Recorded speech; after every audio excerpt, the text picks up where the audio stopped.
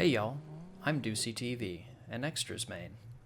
I would like to introduce y'all to my series, Extra Modes Don't Suck, you just don't understand them and would rather talk trash than get better at something other than car soccer. Just kidding. That title is way too long. It's actually why you should play extra modes. When I started playing Rocket League, extra modes were completely casual with no rank behind them. As a casual player at the time, I quickly found myself frequenting the playlist instead of sweating in ranked, and eventually fell in love with them.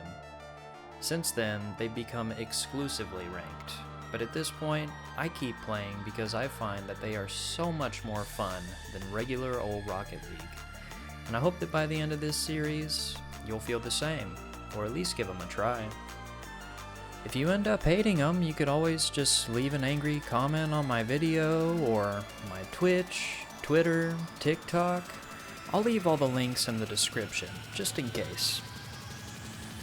First off, why be a season whatever grand champion when you could be a RNG champ, dunk master, blizzard wizard, or floor destroyer? Furthermore, if you're extra sweaty, instead of being a supersonic legend, you can be an RN genius, legendary baller, ice titan, or tile annihilator. They're just as shiny and sound way more interesting. I mean, think about it. You're on a date and you're trying to impress the lucky lad or lady who happens to be graced by your extremely talented presence. What would you rather boast about? That you're a grand champion? Or you're a legendary baller? I mean, come on. All jokes aside, I feel that extra modes are an extremely underrated part of Rocket League that most players would rather ignore than utilize to improve their mechanics, game sense, and overall experience in the game. As I've played extra modes, I found myself thinking of the game in a much different manner than a lot of players, and feel that they've given me a lot of strengths that others do not possess. Now, you could say that this guy's just a champ player, so why does his opinion even matter? Well, that's for you to decide, but at least take the time to hear me out. I'll start with Rumble, probably the most popular of the extra modes, as it is extremely chaotic, while still being very similar to regular Rocket League. In this mode, the final result matches that of a regular threes match. You try to get the ball in the goal more than the other team. Same kickoff, same mechanics, same goals. The only exception is that there are 11 power-ups that you can use to your advantage in order to defend your goal or slam the ball into your enemies. These power-ups are the boot, which boots your enemy directly away from you, the haymaker, which punches the ball directly away from you, the grappling hook, which turns you into Rocket League's version of Batman and brings you straight to the ball, the plunger, which will grab the ball and bring it to you, the magnetizer, which depending on distance will bring the ball closer and float around your car, the freezer, which literally makes the ball freeze where it is, except for rare circumstances, the power hitter, which makes you hit the ball like it's boomer mode and demos all enemies on contact, the disruptor, which gives your enemy unlimited boost that they cannot control, the swapper, which forces your opponent to switch positions with you, and lastly, the tornado, which can take your enemies off the ground while sending them spiraling into the air along with the ball. There are many ways to utilize these power-ups, which I will address individually later on in this series, but for now, just know that they can be used for both offense and defense, depending on your needs and playstyle.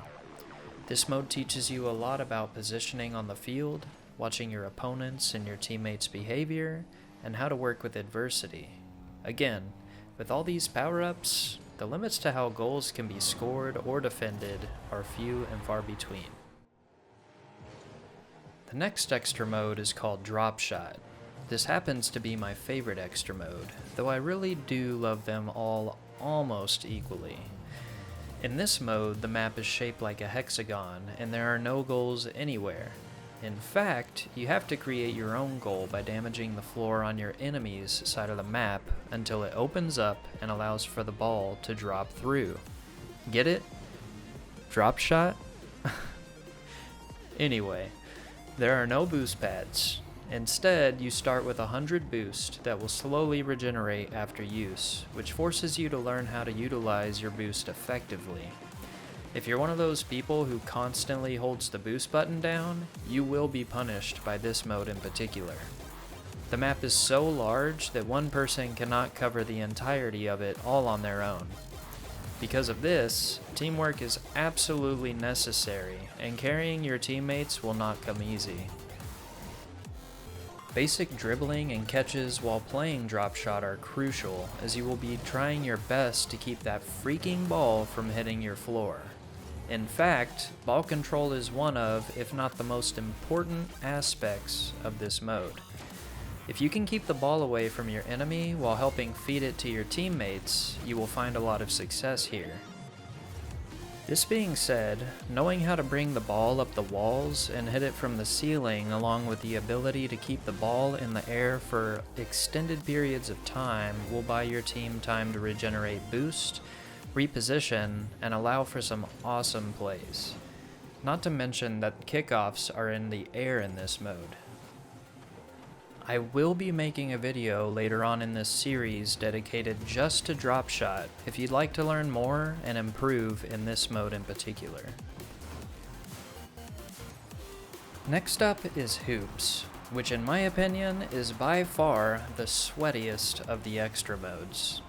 In this mode, the goals are shaped like basketball hoops, the ball is a basketball, and you pick up boost just like in a regular twos match. In fact, this is the only extra mode that is not in a 3 vs 3 format, which means that if you're lucky, that date you impressed with your fancy titles earlier might be down to play a few matches together. Just saying.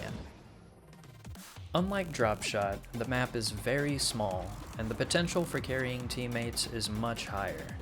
Take this with a grain of salt though, as team plays in Hoops are much more effective, and knowing how to maintain space between your teammate and your opponents will make a huge difference in the outcome of the match.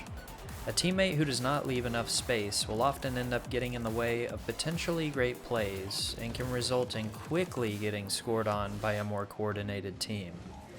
With this being said, awareness of your surroundings is something you'll improve on a lot by playing Hoops, if you feel that you're lacking in that category.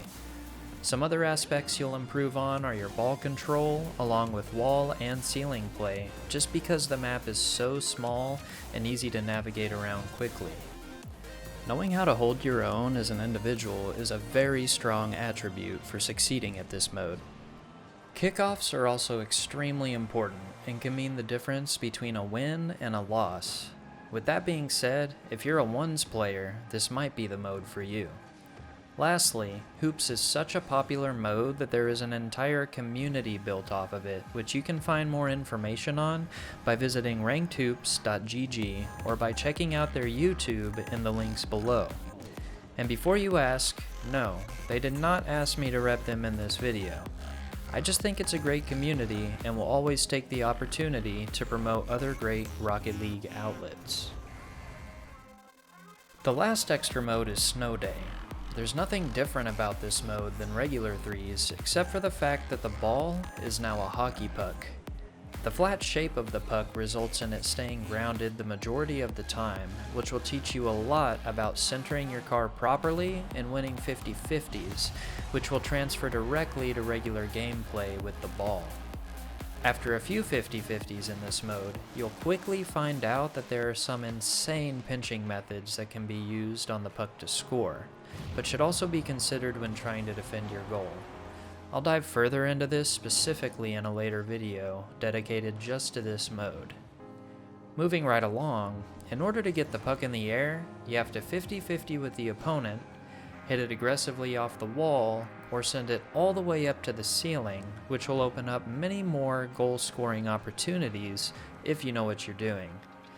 With all of this in mind, playing Snowday will help you improve your 50-50s, ground, wall, and ceiling play, along with awkward reads due to the unique shape of the puck. Going back to playing with a ball will seem extremely easy in comparison. I know that this video was pretty much just an introduction to extra modes with little sprinkles of tips and tricks towards improving in them. However, keep in mind that this video is the beginning of a series in which I will share my best tips and tricks to improving in these modes, along with how they can help improve your game overall. There is so much more to Rocket League than just playing the exact same game 100% of the time. I personally find that to be extremely boring and monotonous, which is why I enjoy the options that extra modes bring to the table in order to keep my interest in the game. Of course, improving mechanics can make Rocket League worth it for many, but if you find yourself wanting more options, give extras a try. Maybe we'll even run into each other out there someday if we haven't already. Thanks so much for stopping by, and don't forget to react to my video. Any comments, bad or good, are appreciated as long as they help me improve. Maybe you can throw in which extra mode is your favorite while you're at it. Lastly, hit that subscribe button if you want to invest in me and be notified when I post new videos. I'll see y'all in the next one.